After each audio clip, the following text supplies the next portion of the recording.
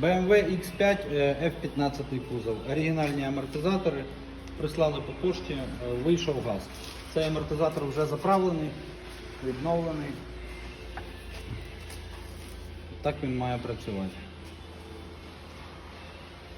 Шток піднімається. Стан дуже добрий амортизаторів. Цей амортизатор ще не роблений.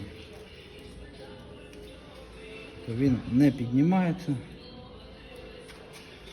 І автомобіль з такими амортизаторами дуже плаває по дорозі і на невеликих нерівностях підстукує. Тому звертайтеся, кому потрібно.